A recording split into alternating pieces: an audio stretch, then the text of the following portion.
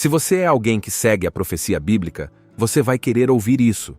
Algo aterrorizador aconteceu durante a tentativa de construção do terceiro templo. Assista até o final para saber mais. Vamos começar. A história começa com a Arca da Aliança, que era periodicamente movida de um santuário para outro nos primeiros anos do reino israelita.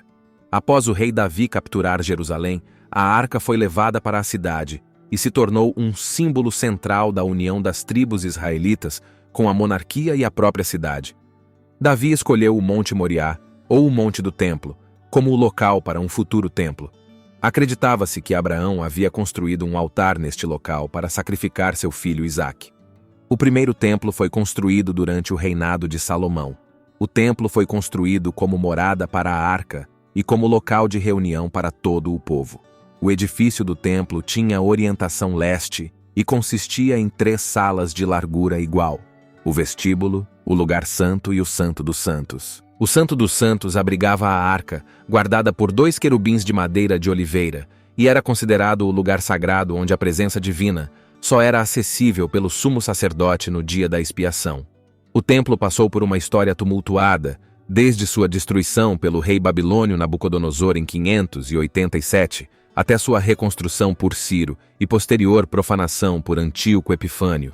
Embora Pompeu tenha entrado no Santo dos Santos durante a conquista romana, o templo permaneceu intacto até que Crasso saqueou seu tesouro em 54 a.C. Em seguida, Herodes o Grande reconstruiu grandiosamente o segundo templo, tornando-o um componente crucial do culto e história judaica. A construção do templo herodiano foi um projeto extenso que levou mais de 46 anos. O templo foi dividido em vários pátios, cada um com seus próprios portões, câmaras e varandas. Por exemplo, o pátio das mulheres tinha uma varanda para observar o Sukkot, enquanto o pátio dos israelitas estava aberto a todos os homens judeus. O pátio dos sacerdotes continha o santuário interno, que continha o altar sacrificial e uma pia de cobre para as abluções sacerdotais. O templo se tornou o centro da vida israelita, sediando rituais religiosos, armazenando as escrituras sagradas e servindo como local de encontro do Sinédrio, o mais alto tribunal da lei judaica. No entanto, a destruição do templo marcou um ponto de virada na história judaica, com apenas um trecho do Muro das Lamentações, tornando-se um símbolo das aspirações e peregrinação judaicas. Apesar de ter sido incorporado à Cúpula da Rocha e à Mesquita de Al-Aqsa, controlar o Muro das Lamentações tornou-se um poderoso símbolo de esperança e perseverança. O que dizer do terceiro templo? O templo tem grande importância na história dos antigos israelitas, especialmente dos judeus, o que tem levado à especulação sobre a existência de um terceiro templo mencionado na Bíblia. Embora as referências bíblicas nem sempre sejam diretas, há 3 indicações nas Escrituras que sugerem a possibilidade de outro templo, 2 dos quais são literais e um simbólico. O que a Bíblia diz sobre isso? Indicação número 1. Os sacrifícios serão retomados. O livro de Daniel contém profecias que têm fascinado as pessoas por séculos. Entre essas previsões estão aquelas sobre a cessação dos sacrifícios no final da Era do Homem e o surgimento de uma abominação da desolação no final dos tempos. Além disso, alguns acreditam que os judeus irão construir um terceiro templo em Jerusalém antes do retorno de Jesus Cristo, e eles recorrem às escritas de Daniel para apoiar suas crenças. Daniel fala sobre o pequeno chifre que fará com que os sacrifícios diários cessem. Esse pequeno chifre se refere a Antíoco Epifânio, um tipo de poder falso e antirreligioso alinhado com um poder civil chamado a Besta. Daniel também fala sobre o sacrifício diário, sendo retirado no contexto de eventos no final dos tempos. Essas passagens levaram alguns a acreditar que os judeus irão construir um templo em conexão com um altar onde sacrifícios serão oferecidos. Outros acreditam que sacrifícios podem ser oferecidos em um altar sem construir um templo, independentemente dos detalhes. A crença de que os judeus irão retomar a oferta de sacrifícios é um tópico fascinante e debate, além dos escritos de Daniel. Jesus falou sobre uma abominação da desolação no final dos tempos que ficaria no santo lugar antes de seu retorno. Alguns interpretam o santo lugar como outro templo. Ainda assim, poderia se referir ao altar no Monte do Templo. O Monte do Templo está atualmente em contenção no conflito árabe-israelense. A Cúpula da Rocha, um santuário islâmico, ocupa este local no segundo templo. Enquanto a mesquita de Al-Aqsa também ocupa o monte, apesar do controle de Israel da área desde 1967, o local está sob custódia jordaniana, e muitos árabes se opõem a qualquer construção de um templo judeu neste local histórico. Os muçulmanos consideram o monte um santuário nobre e acreditam que é onde Maomé ascendeu ao céu, com tanta história e significado religioso ligados a este local. A possibilidade de um terceiro templo ser construído no Monte do Templo é incerta. Indicação número 2. A visão de Ezequiel. É uma seção fascinante na Bíblia que descreve um templo que será construído no futuro. No entanto, determinar o momento deste templo tem se mostrado uma tarefa difícil.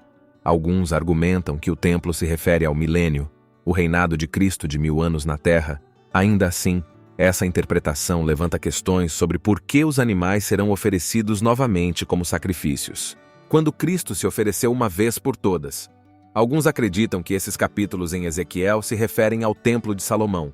No entanto, uma vez que a visão de Ezequiel do templo veio após a destruição do Templo de Salomão, outros assumiram que a visão de Ezequiel era uma instrução de Deus para a construção de um segundo templo, ou para a reconstrução de Herodes. No entanto, as interpretações históricas não se encaixam nos detalhes específicos da passagem.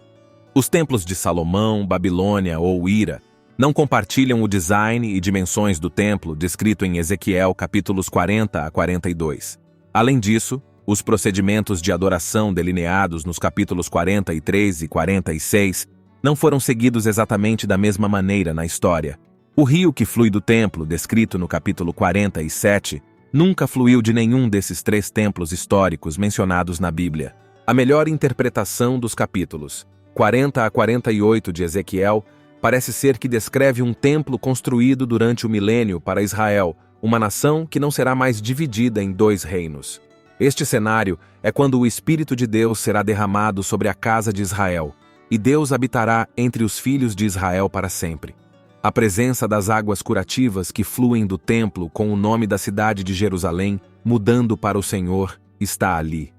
Outro indicador do milênio é encontrado em Zacarias, que diz que sim, toda panela em Jerusalém e Judá será santa para o Senhor dos Exércitos. Todo aquele que oferecer sacrifícios virá e os cozerá, embora não sejamos informados por que os sacrifícios de animais serão retomados no milênio, eles ocorrerão pelo menos por um tempo e estarão associados a um templo físico. Além disso, o Novo Testamento se refere ao povo de Deus como um templo espiritual. O apóstolo Paulo escreveu aos Coríntios, lembrando-os de sua identidade espiritual.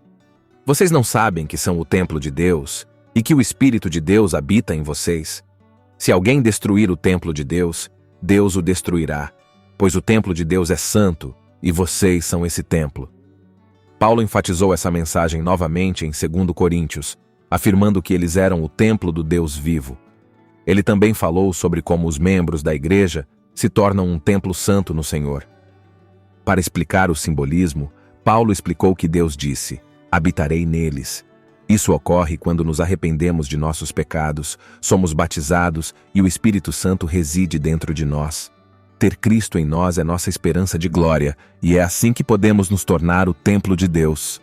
Comente suas opiniões e inscreva-se para mais.